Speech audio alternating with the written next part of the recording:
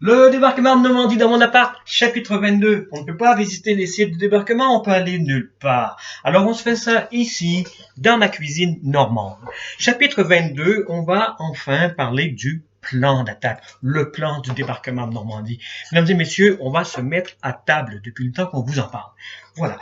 Pour faire une chose pareille, j'avais besoin d'un plan précis, d'une carte très précise à l'échelle de la région. On a ça ici même pour vous. Voilà. On a la Normandie. On a l'Angleterre, juste en face. Ici, c'est Calais, où les Allemands pensent que l'attaque aura lieu. On a la baie de Seine, qui est le lieu du débarquement réel. Et enfin, la péninsule du Cotentin, avec tout au bout, le port de Cherbourg. Voilà. On se souvient que ce jour-là, donc le fameux jour J, on a 156 000 hommes qui vont débarquer ici en une seule journée. On se souvient également que il y en aura 4,5 millions au cours de l'été qui vont descendre ici, qui vont débarquer en Normandie. On a donc absolument besoin du port de Cherbourg pour pouvoir les fournir en équipement. En fait, toute cette opération-là, elle est là pour ça, avoir ce port comme porte d'entrée en Europe. Donc, le plan, c'est de saisir la côte, d'ouvrir le front, maîtriser, couper ici le Cotentin du reste de l'Europe, monter, saisir le port de Cherbourg. Ça, ce sera la tâche de l'armée des États-Unis. C'est pour ça que les Américains vont débarquer, eux, à l'ouest, sur des plages qui ont des noms de code de Omaha et Utah, pour couper le Cotentin du reste de l'Europe, monter et saisir le port. Voilà. C'est une action d'éclat, ça donne parfois l'impression aux descendants de ceux-ci qui sont les seuls à avoir fait quelque chose, mais attention, parce que pendant ce temps-là, s'ils subissent une contre-attaque au sud par l'armée allemande, ils ne peuvent pas faire face à deux fronts. Ils ont besoin d'une protection, ils ont besoin d'un bouclier, ils ont besoin d'un garde du corps, et ce sera les troupes du Commonwealth. Leur rôle, tenir les forces allemandes.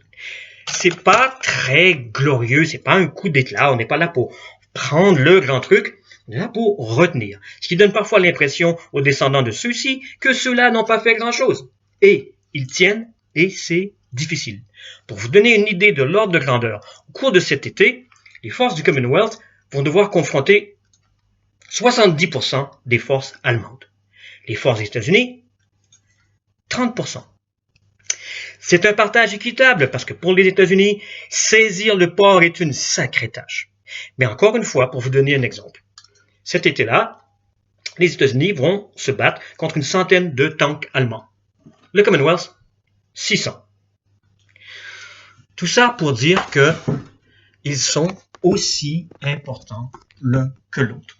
Les alliés ne sont pas des amis, d'accord? Ils ne s'entendent pas bien.